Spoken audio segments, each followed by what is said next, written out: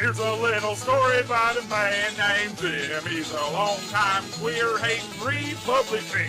Then one day he was sitting bitching at the news, 'cause homos were fighting for their right to get married too. I'm talking about homosexuals. They got no use for them. Next thing you know came liberal Michael Moore. Old Jim started bitching like he never bitched before. Then he thought public access where I ought to be. So he packed up his newspaper and started bitching on TV. Gee whiz. Jim's his name. Ignorant Jim. You're watching the Ignorant Jim Show. Good evening. Thanks for coming, for tuning in, and glad to be back here tonight. We're going to start right off with a bunch of clippings out of the Chronicle and the Greenville paper. Before we start, we're going to set up a new deal on call-ins. It's still a call-in show, 733-4040. But the way we're going to do it now is they're going to call in, and then our guys are going to call back and get you on the phone. And the reason for that is because we have been having some, as you well know, some nasty calls here. And that kind of stuff is not permitted. It's against the FCC regulations and could put our license in jeopardy here. So we're not going to tolerate that kind of stuff. And, you know, I try to cut them off, but boy, these guys are pretty nasty sometimes. So that's the way it's going to be done now. When you call in, then Shanu or Oscar are going to call back and make sure that we've got a number, you know, that's working here. So you're a moron. Well, you know, it takes one to know one. I don't know how they keep you on the radio, on the TV. Well, you do. You're the guy who keeps me on here. You keep calling in and agitating me, and boy, I mean, you know, they want to watch that, so that's how I stay on. Thanks for your call. I think he was just about to get a little more dirtier than a moron. We got a call on line 5 here. Line 5 looks like 6. Hello, you're on. Hey there, Jim. Hey, what's happening out there? Yeah, not much. What's going on in there? It's hot in here.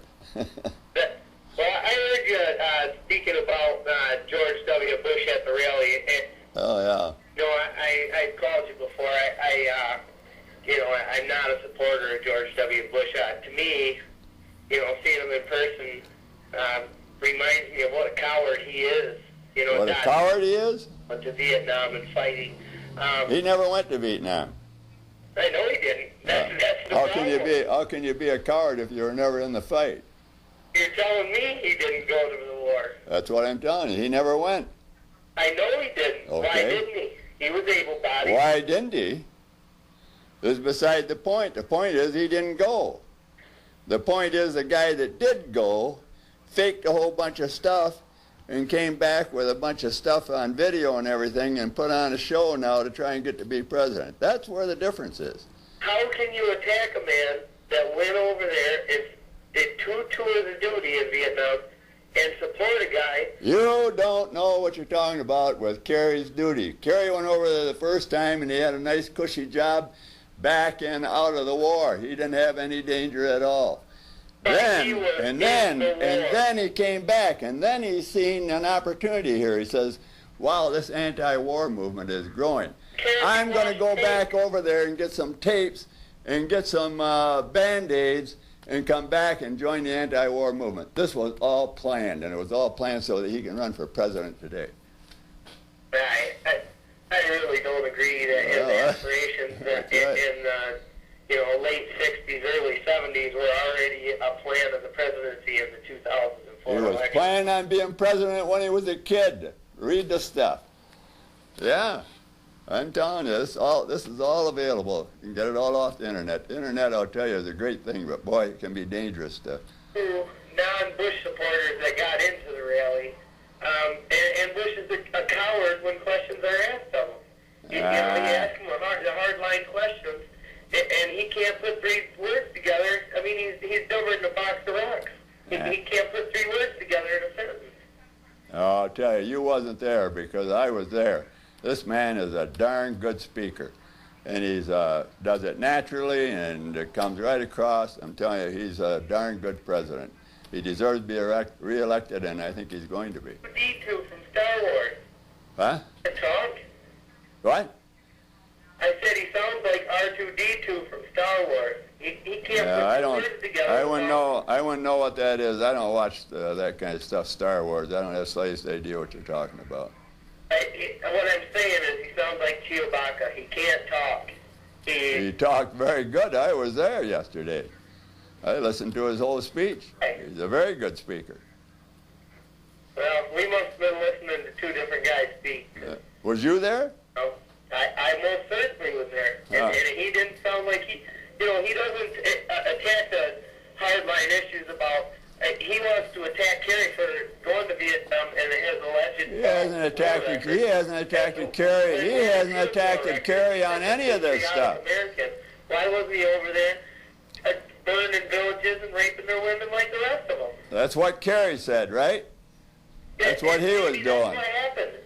I'll tell you something. I'll tell you something. Even if that's true, which it's not, even if it was true, you sure wouldn't be running around bragging about it. I'll tell you that right now. Rape and killing babies and burning villages, what kind of a guy is that? Gee whiz, come on here. You bet George Bush wasn't there, and George Bush's war history is nothing. He wasn't there, so he doesn't have a history on war for being in the battle. I don't agree with the burning the babies and all that either. But well, okay then. I mean, there's all kinds of stuff. Just get on the internet and read about him. he turned tail and ran like a little girl to avoid going. You're talking about Kerry again? You're talking about Kerry? Girl and avoided going over to third. You're talking about Kerry, No, I'm right? talking He got a about couple of George scratches and put Band-Aids on him and got himself a fake award and came back home so that he could go campaigning with Janie Fonda. You know all this stuff. I don't have to tell you this stuff. Okay, you and I aren't going to agree on this. George Bush is a great president. He's going to get reelected, I hope.